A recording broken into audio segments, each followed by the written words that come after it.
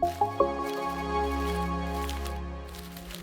up, Mike? Hey, Sam. It's good to see you here. Yeah, you too. This is kind of fun. Yeah, a little different this time. Kind of a new format that we're going to try out. I'm excited about it. We're just going to have a conversation. I love it. Yeah. So today we're going to talk about branding and the merger and acquisition process and why that's such an important component, probably to have that figured out before you get into that process. So Ideally you do that before you get in. So let me ask you this, Mike.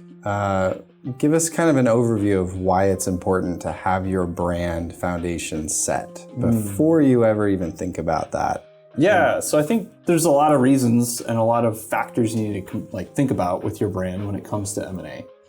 One of the big ones, I think, and kind of makes sense for a lot of people who are in that process, especially if they're owners, partners, shareholders in their company, is the value that the brand itself brings to the table. So every merger and acquisition, there's some kind of calculation of value for the two companies involved. And brand actually provides a level of additional value to your company in that process. So whether you're acquiring someone or you're merging in with someone or even being acquired, your brand can bring additional dollars to the table. So I think that's one of the really easy ones. It's the big one. I think it's on average, it's 20% of your IP is actual brand. And so if you're investing in your brand, you're building it over time. When it comes time for that merger or that acquisition, again, it doesn't really matter which side of the table you're on that. You're gonna bring more value to the table, which nets everyone on your side something more, right? Yeah. There's a lot of other reasons, I think, that you need to consider your brand in M&A. Things like the culture of your firm, right? So much of your brand is actually built on who you are as an organization, the personality you bring to the market, which is really based on how you behave as a company. As all the individuals in your company, what do you all do that makes it unique to what you do? How does that exude itself? And that needs to be founded on something tangible, which is your values. Yep. And so having a really strong culture, again, can have some impact in your merger and acquisition, even down to things like who are you going to acquire or who might be a good fit to merge with. You might want to consider your culture within that. Your brand values are a big part of that. The personality of your firm and how you go to market. And then, obviously you got to think through all the logistics of mergers and acquisitions when it comes to brand. That gets more in the weeds in terms of okay, which brand is going to carry forward? Are you going to merge the two brands together? So are they going to share a new name that's kind of an amalgamation of the two? Is one name going to win? Is another name going to win? Whose logo ends up on everything? Those are things to really consider. And I think you have a case, not always, right? It's not a pure case that if your logo is better, your logo wins and gets to win out. But if you've really done the work to build your brand, obviously you're scaling, you're getting bigger, and you're looking at acquiring other firms, then it becomes kind of a no-brainer, right? Your brand is functioning really well. It's got a lot of recognition. It's got a strong reputation. You've got a lot of equity in the marketplace with your brand. And so your brand is probably going to be the one that carries forward. Yeah. Well, let's talk about kind of the post M&A process. Everything's been signed. Where most people start thinking about brand? Yeah. Let's say, maybe there's one side that didn't really think about brand. The other side has a really strong brand. How do you think through that ahead of time, kind of in hindsight? We talked to Jaimi Koechel from Henry & Horn. Let's talk about kind of the rollout plan post M&A. It feels like that's kind of the thing that's overlooked some of the times, where it's we're really excited about joining forces. Everything's great. It's going to be awesome, and then you do it, and it's oh, now what do we do? What does that look like from a branding and marketing perspective? I think the first place to start is put yourself in the shoes of your clients. Right. So regardless of what the strategy is for the brand itself, right? That identity that's going to carry forward or needs to be created, whether that's an amalgamation of two brands, whether that's one carrying forward and one discontinuing. Or maybe they're gonna live together for a while. Maybe there's kind of a dual branding type approach that you wanna have. Those are questions I'd really wanna have answered before everything's inked, or at least like it's inked but not announced yet. Yeah. If you're announcing that the merger is happening and you haven't figured out that brand strategy for how those brands interact with each other, or one goes away, one doesn't, whatever that looks like, you're gonna be behind the 8 ball big time. But put yourself in your client's shoes.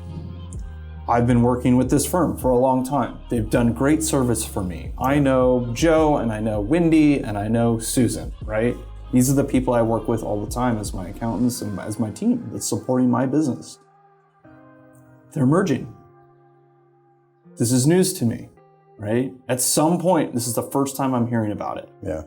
How did that news come to them, right? Am I hearing about it directly from the people I work with? Was there a clear explanation from them and from maybe the leadership in the firm? Was there any email that went out? Was there any like a press release? Like, how did I find out about this? And ideally, you're doing it in such a way that those that have the closest relationship to you and your firm amongst your clients are hearing sooner than everyone else, right? They're in the know. Yeah. They know what's going on. I mean, in some ways, I like to think about that M&A rollout as like a rebrand rollout, right? Even if the brand's not changing for one of those firms, it's gonna have some impact on the other. Yeah. And all the clients that are a part of that. Obviously, there's prospects you gotta worry about. There's just the general marketplace, updating logos everywhere, changing names on everything, consolidating social pages, consolidating websites. There are a lot of technical things to think about. But I always want to start with like, what's the human experience first, that client experience, and then kind of work backwards from there. So I think that gives you kind of a starting point for it, at least. All right, last question. Thinking about this whole process, if you're a marketer, marketing director at a firm, what advice would you give somebody in that seat right now, maybe even before that's even an option on the table? How do you build towards that? Pretend like it's on the table. Pretend like it's happening in like 2 months. What would you do, right? Maybe have a checklist ready. Start thinking about the brand itself. How would we prepare? Think about different scenarios. Are we acquiring someone? Okay, well, acquiring a brand is very different than being acquired, right? So if we're acquiring brand and we're gonna acquire 2 or 3 or 5, and maybe talk to your partners right now about like, what's our strategic plan? Are we considering mergers and acquisitions in our strategic plan? If so, what's kind of the timeline on those? I probably have some idea if that's part of it. Hopefully you're a part of those conversations. But have kind of an M&A checklist and almost like a boilerplate plan. Now, that boilerplate is gonna need to flex. It can't just be like, this is the template, this is all we ever do. The first time someone comes in the door and we're gonna acquire them, you're gonna have to adjust some of those things, but at least you have a game plan. I'd wanna be thinking about culture, core values, personality first and foremost. How are we going to bring these people in? Again, remember, the people in your firm and the people in the firm you're acquiring are the ambassadors of the brand, right? For most firms, especially in professional services like accounting, that is how you bring the brand to life, is through your people.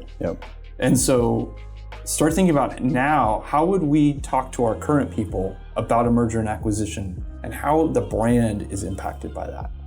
How would I talk to all these new people coming into our firm that are they're part of the acquired firm? How would we talk to them about the brand? How do we start to introduce them? They're probably gonna need to be onboarded into the new brand. If you're maintaining your brand and they're not maintaining theirs, you're gonna have to think that through. If you're gonna have side-by-side brands for a while, good luck. It's just really hard. There's a good reason to do it. There are good reasons to do it, but you're basically maintaining separate companies. You got some level of separate culture. There's going to be conflict at some point over that. The natural bent toward businesses is to be one brand. And if you're going to run 2 different, 3 different, 4 different brands, you're going to start to have some friction at some point. You might want to think about that. Like, okay, if we were acquiring another firm today, how would we approach that? Assuming that our brand maybe has more equity. That's another piece. How do you know which brand has more equity? There's some things you can do. One is just survey people, interview them, interview clients, kind of survey the marketplace, see who has better name recognition, what core values they remember you for, what personality traits they remember you for. Yeah. What are you known for, right? What are the things that stand out to people?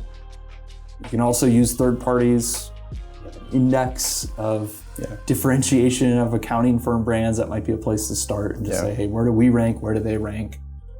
Maybe that gives us some idea of where to start in terms of valuing the two brands and how to approach a decision around who's going to kind of win, which brand is going to carry forward. You touched on it at the beginning, but hopefully you've done your homework in that process to know that the fit is right. And hopefully your clients, the only major differences they're experiencing are maybe a name and a logo. And the service level and the values of the company are consistent. It would be great if that was the way it was. That's like almost never how it goes. I know. There's always going to be pain. Yeah. You kind of always have to rip the Band-Aid off at some point. And there's just going to be issues. It's unavoidable. Yep. But there are, I think, some of the things you laid out, things that you can do ahead of time from a branding and marketing side to prepare. How you communicate. Yeah, it's a big part. Is a huge part of how much friction people feel. Yeah. Right? I think if you almost take almost too much of a rip the Band-Aid off approach where it's just like, get over it, you know? There's some truth to that, right? Like at some point, it's like everybody just kind of has to move forward because we're not going backwards, right? So whether it's internal staff, whether it's clients, whether it's prospects, whether it's partners, whoever it is that you're working with, any of your stakeholders, at some point, like they just kind of have to be like, this is what it is. And you're either in or you're out, right? But I think early on, the more you can do to kind of give people ideas of what's going on, clearly communicate them. I think one of my favorite strategies is have leadership get in front of a camera and tell the story of the brand, right? Whether it's the existing brand that's going to carry forward, whether it's some kind of new amalgamated brand, reiterating the same things, might be the same things you've been talking about for a long time. Like, what do we stand for? What do we believe? What are the values that we live by? That can go a really long ways towards really getting your clients, getting your staff, your new staff, all on board and really like kind of resonating together. And then making sure like, hey, people with deep relationships with the firm know probably sooner than others, feel like, hey, I'm in the know. I know what's going on. I'm not just getting a press release. Obviously, for some firms, it's just, that is what it is, right? There's legal reasons why you can't announce it before some people and not to others. That's fine. But like, get in front of that. Be ready, have all that communication already lined up as much as you possibly can. Have a plan for like follow-ups. Give people an option to like talk to somebody to understand it. And make sure the person they're talking to, it's, you know, partner in the firm, some staff people that maybe came over from the previous firm or the acquired firm. Do they have a talk track? Do they understand it? Do they know what they're, or are they just kind of like, oh, I don't know. This is what happened. We kind of learned about it when you learned about it. And it's like, ooh, that's not great. If they can't connect the dots, like why this is happening, how this makes sense, then it's not going to make sense to your clients either.